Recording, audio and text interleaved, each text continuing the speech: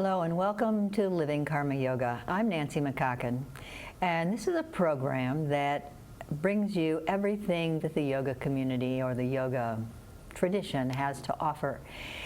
Traditionally, or I think most commonly, people think of yoga as physical posture, although one of my friends thinks of it as pretty much strictly meditation. But yoga has many, many aspects to it. Yoga means to yoke, and what we're yoking is the mind and our emotions. Typically, the mind wanders all over the place. And sometimes, most commonly, the mind kind of takes us away with it, especially in this very busy world. A lot of the aches and pains and ailments we have that sometimes move into pretty chronic and serious diseases start with stress, and stress begins in the mind. So yoga helps us, physical posture, the stretching and the strengthening that of asana, hatha yoga, which is the most commonly seen form, help us to open up stuck areas in the body, to keep the muscles and the bones healthy, and also the internal organs. Then there's meditation. And there are many forms of meditation, but meditation helps us to focus the mind. It helps us to concentrate. There are breathing practices known as pranayama that direct energy through the breath, various breath rhythms and slow, deep breathing, fast breathing, working the diaphragm, bringing oxygen into all the cells. There are mudras, which are hand positions, which help us direct energy in very specific ways. Mantra, sound current, chanting. Lifestyle, too, Ayurveda, how we eat and how we sleep, and what time we go to bed, and adjusting our own body rhythms, our biorhythms to the seasons. So there's travel. So there are a lot of tools that yoga has to offer, and each one of them helps us to live a better life, to be more equanimous, to be more joyful, to get up in the morning and find that internal space that is truly us. So this is a program that brings you all of these things, not all at one time in a brief half-an-hour segment, but segment by segment. And today's segment will be a practice for the lower back. Many people talk about lower back pain and lower back discomfort. There's a saying that's going around now, sitting is the new smoking. And it's because when we sit, we're pretty much hunched over at the computer or driving. And gravity brings us the weight of the body down and compresses in the lower back. So what we'll be doing today is strengthening the core, which really helps the lower back because it prevents us from kind of, anyway, it just helps us. I don't have the words right now to describe exactly how, but I will throughout the practice.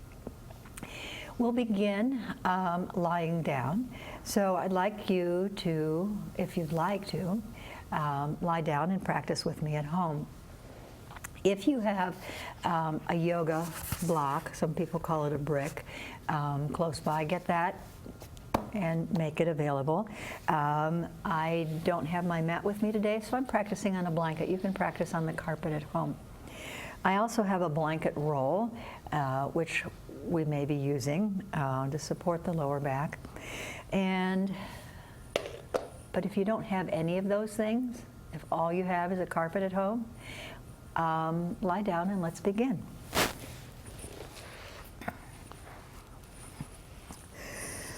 So you'll begin in what's called constructive rest position. And this is lying flat on the back with the knees bent. And this helps to tilt the pelvis and maintain the natural curvature in the spine right at the waist. Bring your hands to your lower abdomen. And as you exhale, press your hands down and to encourage your back waist to move toward the floor, your navel to move in. And then as you inhale, Release the hands, press your belly toward the ceiling, and arch your lower back. Exhale, bring the hands down, the navel in, your back waist to the floor. The tailbone tilts a little bit, but you don't lift your pelvis. And then inhale, press into the sacrum, arch the back.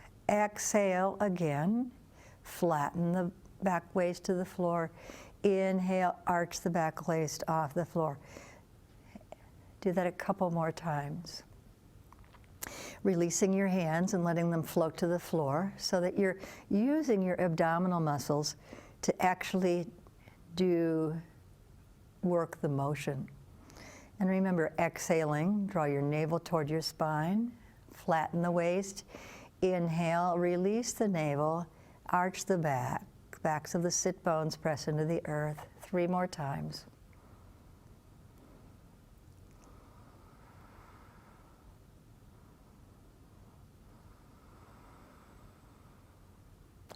Good. Now allow your spine to come back to neutral. Bring your hands to your belly and deepen your breath so it's longer and more even than your normal breath.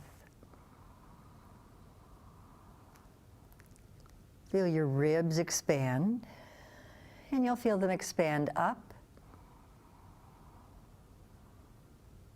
and down. And feel a wave from your abdomen move into the rib cage and then the upper chest. And then on the exhale, the wave reverses itself. Continue inhaling. Feel the wave of expansion move up. And exhale, feel an emptying out. Relax your shoulders and your neck and your facial muscles. One more wave, inhaling up. And exhale down.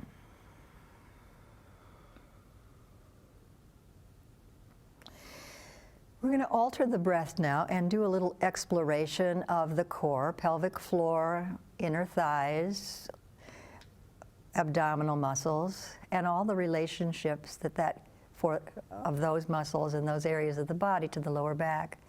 So take a nice deep inhale, and then exhale through rounded lips as if you're going to whistle.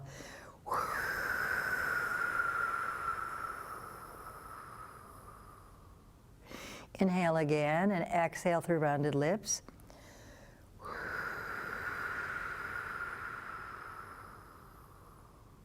And continue to do that. And what I'm suggesting that you feel is at the end of the exhalation, you feel your abdominal muscles start to tone to help the diaphragm expel residual carbon dioxide. You might also feel your pelvic floor begin to tone, slight contractions in the pelvic floor, and you might also feel that the back waist presses down toward the floor. So all of these areas of the body are interrelated. One more time, inhale deeply, exhale through rounded lips.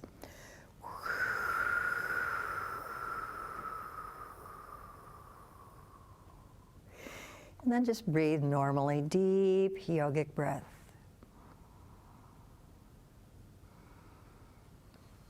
Now take the block or a blanket roll, and you'll place this between your inner thighs, close to the pubic bone. Your feet are still on the floor, knees bent, and you're going to just squeeze that block or blanket roll on the exhale and release on the inhale, and squeeze on the exhale and release on the inhale.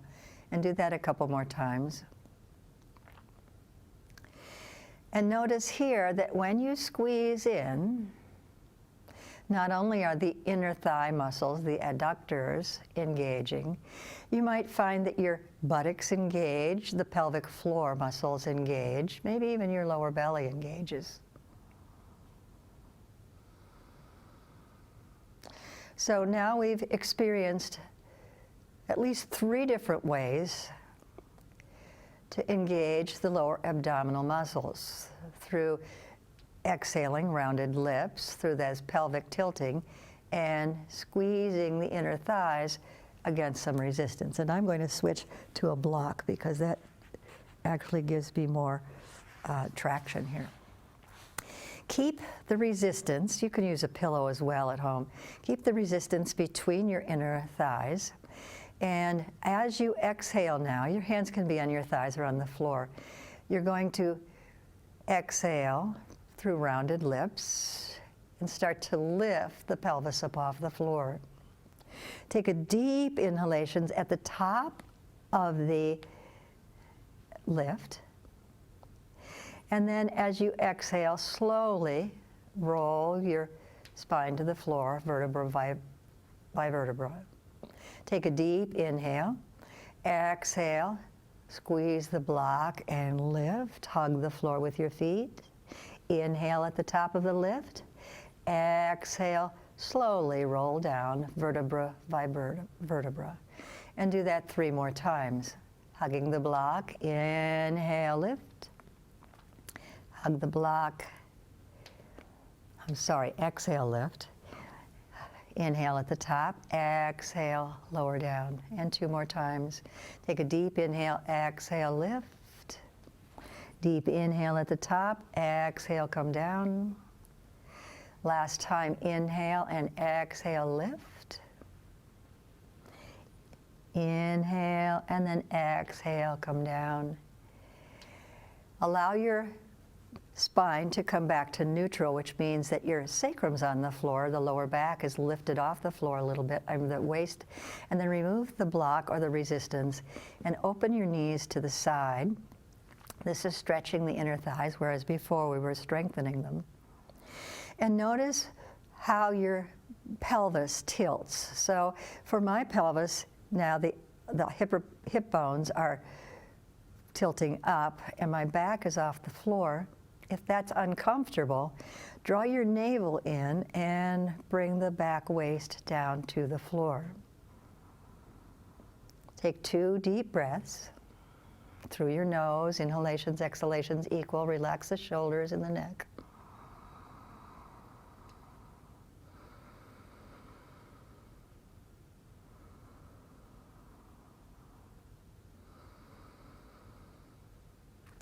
And then bring your hands to the outer edges of your legs, and as an exhale, bring your legs together.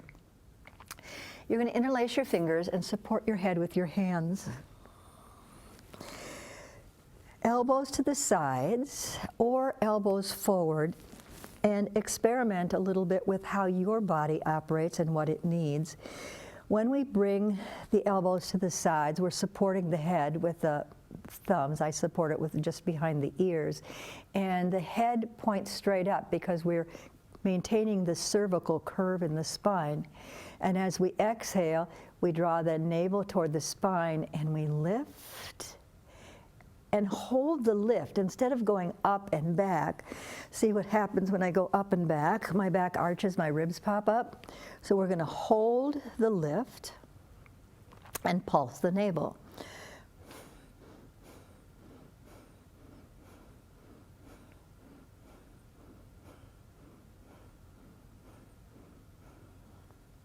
And inhale all the way back down. Now notice what happens if you're interlacing your fingers and your elbows come forward, and bring your chin to your collarbone. So this lengthens the back of the neck. You don't have the normal curvature in the spine. It rounds the shoulders up and it brings the back kind of flatter to the floor. And pulse the navel again 10 times.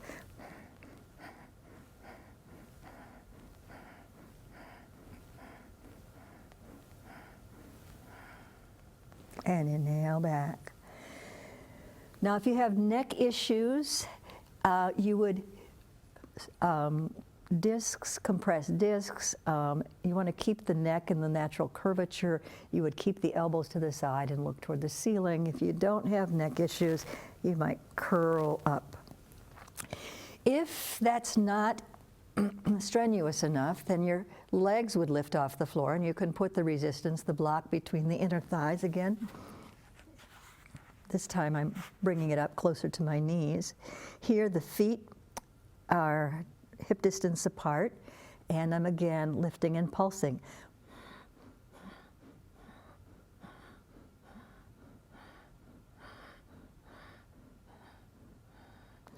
And lower to the floor. From here, we're going to take a spinal twist, and we're going to do this in such a way that accentuates stability in the hips. So you'll roll all the way to your right side. Notice that my knees are, my thighs are perpendicular to my hips, and my shins are perpendicular to my thighs. And so from here, I'm opening up the upper body. So my pelvis is stable, and you'll notice that my left shoulder doesn't come to the floor.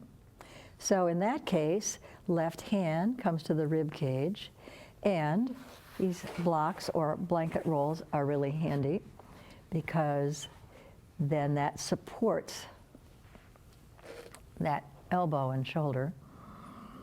Your head can point straight up, turn to the side, but keep your navel slightly toned to stretch the lower back. Many people in twisting, they will arch the back, pressing the belly forward, so we're trying to stretch from the waist down into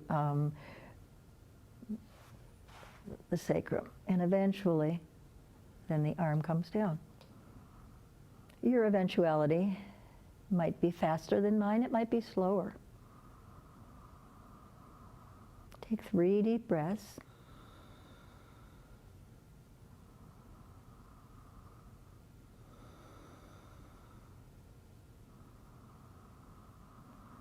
And then you'll bring the left arm back and roll to the left with the whole spine rolling to the left. So now we're moving to the left, and we're coming back to this semi-fetal position with the thighs perpendicular to the torso and the shins perpendicular to the knees. And we open up slowly. And I'm going to pause. The idea in yoga is not to push through things, but to wait. This is my first point of resistance here in my lower back. And so I'm going to hang out here for a little bit. Turn my head up. Take a couple breaths. And then open my arm out to the side, begin to turn my head. Now I happen to like keeping my hand floating in space, but you can also use as a support.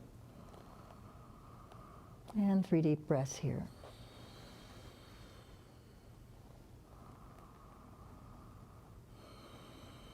Breathing into and expanding. Be aware of your back body and breathe into the lower back. Your diaphragm is attached to your ribs all the way around, the spine in the back, the sternum in the front. So as it moves, you're also expanding the back and the side ribs. And then I'm bringing my right hand back and coming back to my back.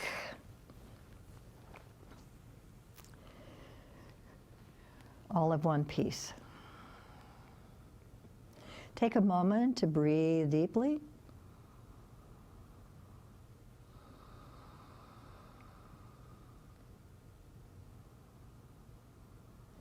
And then I'm going to use this folded blanket, not the blanket roll. And I'm going to lift up and place it right underneath my buttocks.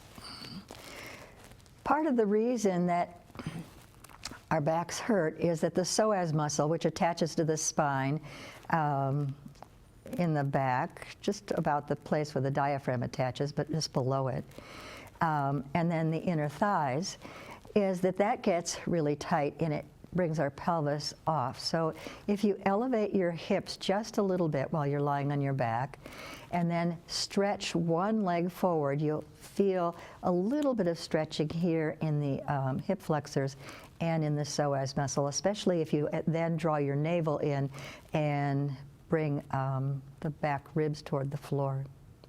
Take 3 breaths here.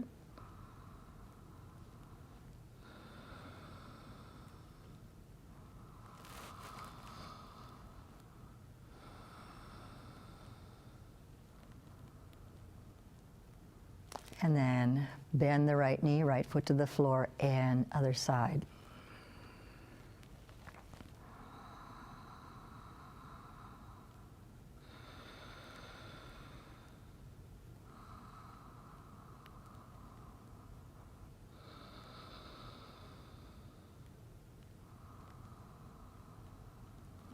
And then bend your left foot.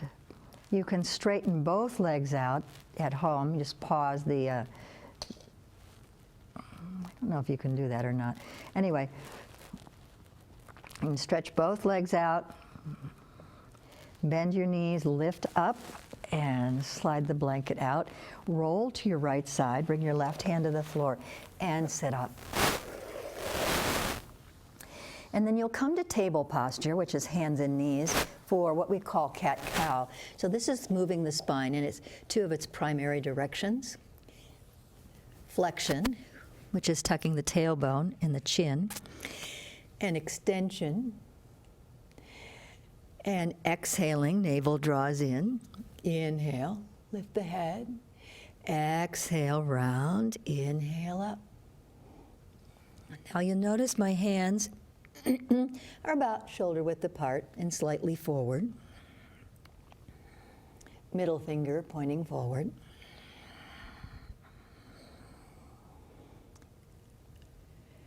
The tendency is for the lower legs to be inactive. So either actively press on the tops of the feet, that takes some of the weight off your knees, or you can turn your toes under and press through the heels and take some of the weight off the knees too.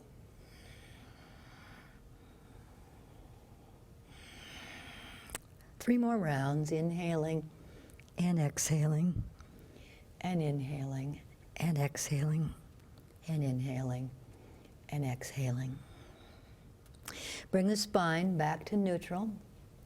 Bring your big toes together, widen the knees out to the sides, and then take the sit bones back toward your heels and your forehead toward the floor. If your forehead doesn't touch the floor, you can bring a block or a blanket roll underneath your forehead. Your hands can also come back close to your feet.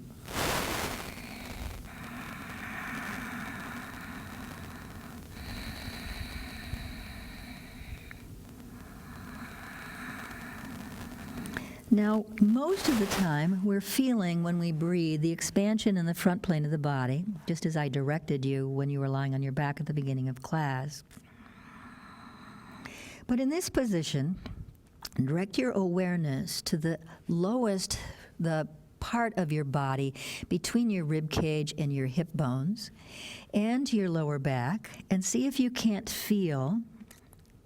Direct some expansion there as well.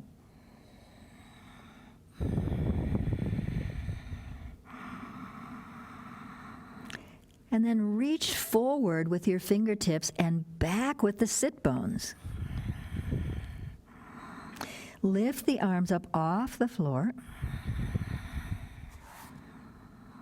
And then start to walk your hands over to the right, taking the torso toward the right thigh, stretching the left side of the body from your hip all the way through the underarm, the shoulder blade. And then walk the hands forward and to the other side. And 2 more breaths.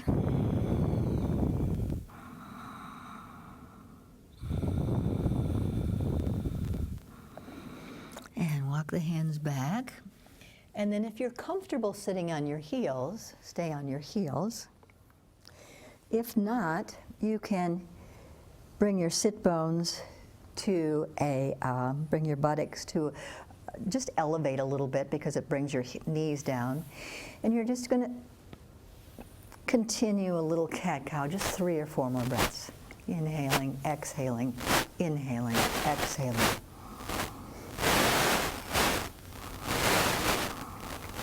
And take a deep inhale, sit still. And breathe now into your lower back. What I mean by that is direct your awareness there as you inhale and as you exhale.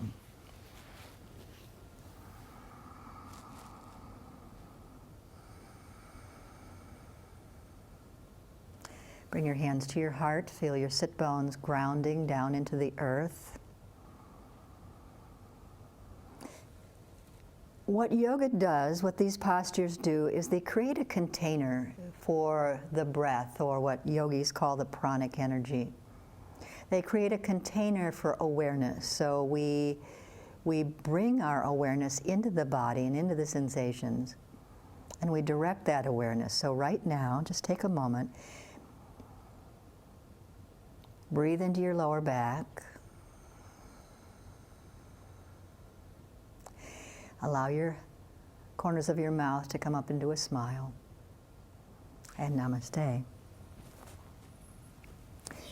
I want to thank you for watching, for joining me today in this very simple and short practice for the lower back, and I hope it's helped you feel better. I want to thank Bloomfield Community Television for hosting us, Karma Yoga. And if you'd like to learn more about Karma Yoga, check us out on the website, www.karma-yoga.net. We have classes for everybody. We hope to see you at the studio. And namaste. May the long time sun